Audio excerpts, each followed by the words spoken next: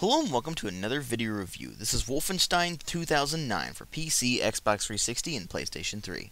This is a first-person shooter by Raven Software that was released in 2009, and it's actually the sequel to Return to Castle Wolfenstein, even though it's just named Wolfenstein. I know it's confusing, and that confused me too, but they make several references to Return to Castle Wolfenstein as events that happened in the past, so this takes place after those events, and apparently you have gained notoriety for thwarting the Nazis' plans in that particular game.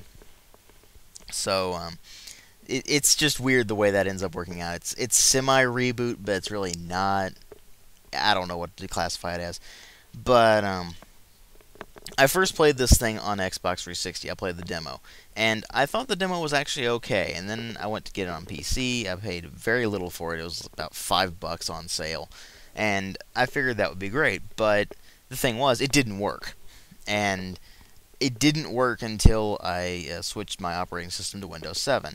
Now, it should run just fine on XP. I don't think that was the problem. I don't know what the issue was there, but some setting was wrong somewhere, and it just wouldn't work. But it should work on XP if you got that and you're worried about not being able to run it.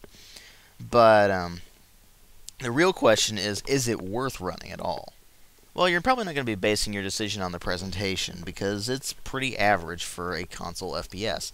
Texture work is decent. It's nothing particularly high res, nothing particularly detailed, but it does what it needs to. The colors are pretty washed out. There's a lot of brown and gray and not much else. They do throw in some color elements here and there that are kind of a bluish-green color, and that's mostly related to the veil, which I'll get to that later on. But they do have a little bit of color in there, and that's very appreciated, but still, it's not appealing to the eye at all. Modeling and animation are generally pretty solid. The modeling occasionally gets a little bit jagged, but that's to be expected. They are running it on Intech 4, which is the Doom 3 engine, although it is heavily modified. And so you kind of expect it to look a little bit dated, but it looks pretty normal for this current gen.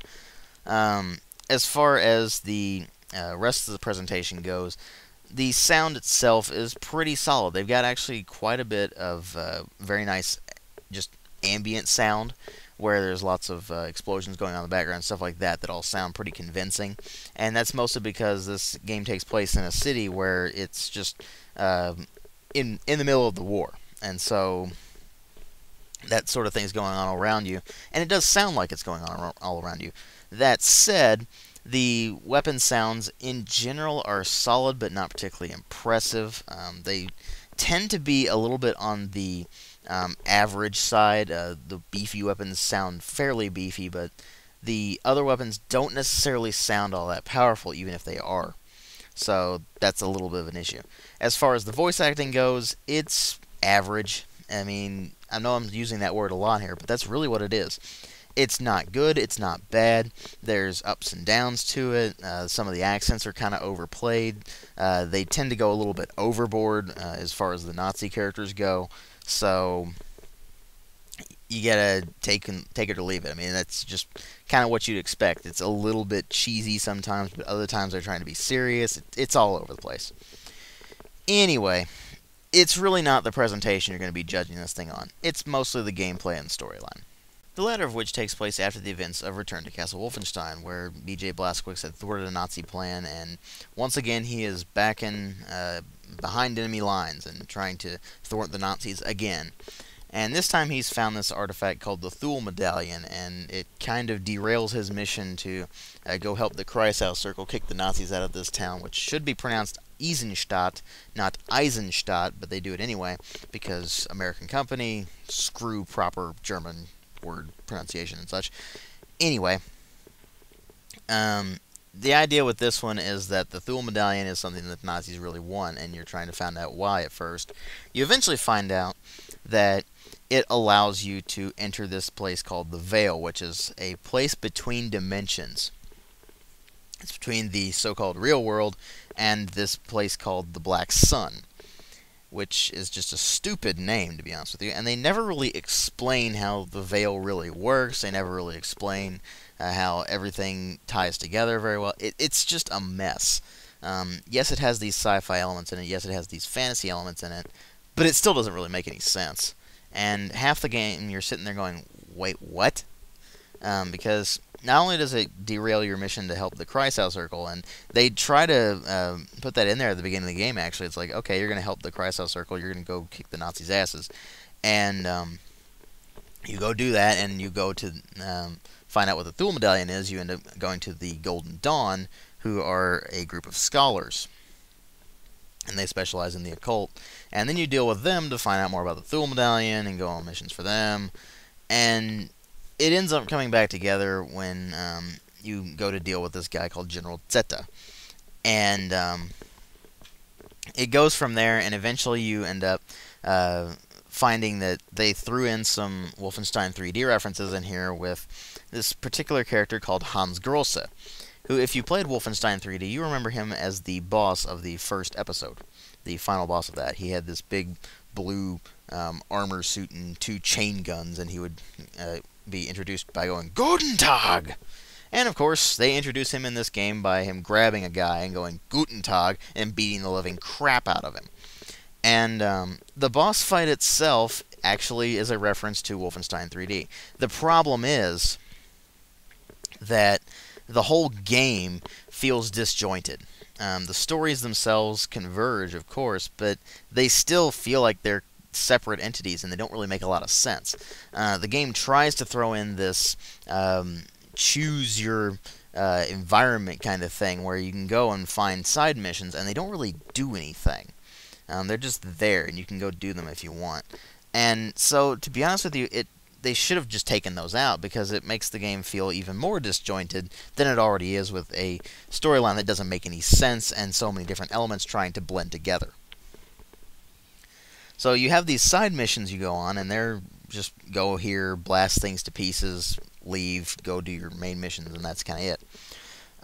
As far as the gameplay itself goes, however, it's a pretty standard modern FPS. Regenerating health, and that's kind of it, actually. It's regenerating health. It's the iron sight mechanic. You move really, really slowly when you sprint, which makes no sense at all. In fact, I think you just move faster when you're walking than you do sprinting, and yes, your sprinting is limited. There are weapon upgrades that you can get by you earn money in-game, and you can spend it on upgrades for your weapons or ammo or whatever. You also can get upgrades to your Thule Medallion, which will give you different Veil powers, which you'll just unlock the powers through the game, but you'll get improved powers. Like with the Mire, for instance, there's a power that will allow you to, when you activate it, it will just blast enemies away. Or little bonuses here and there, like giving you more Veil energy, or allowing you to move faster, stuff like that. Pretty simple stuff for the most part. But when you do Mire, you move faster anyway, so it's not like it matters.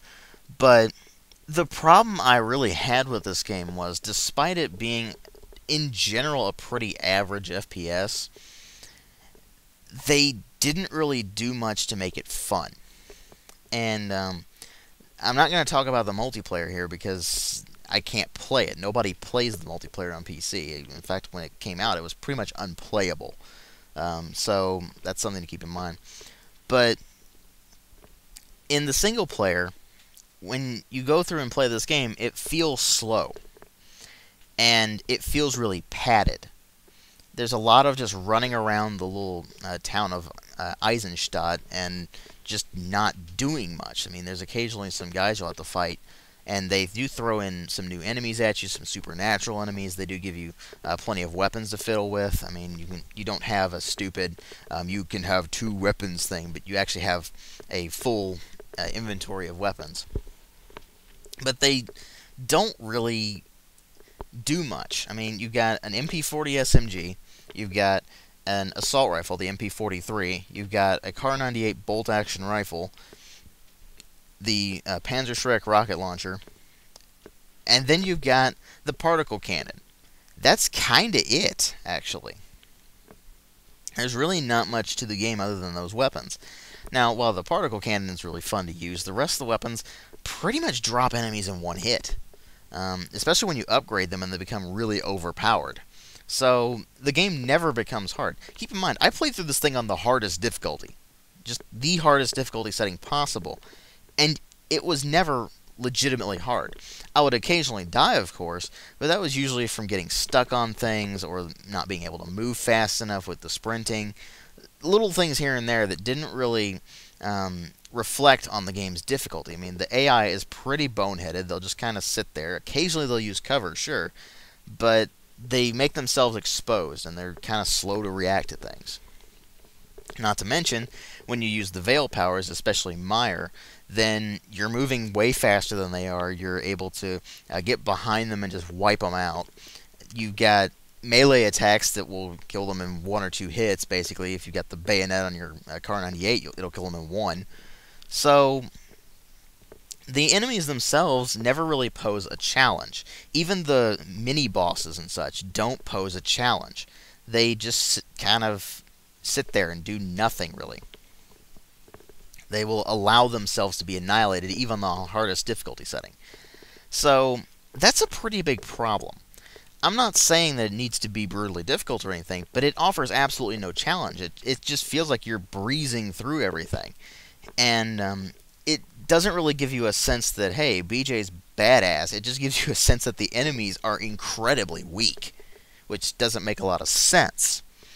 So you've got a story that makes no sense and is just complete awful for the most part.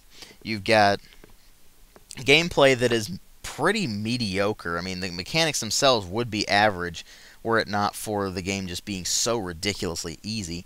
You've got a lot of padding to the gameplay that where you're just running around doing nothing, really. You've got things where you can find collectibles, but they don't really help you out all that much. I mean, you might get a little bit of extra money, which you'll use to just break the game further, so that's a pretty big problem.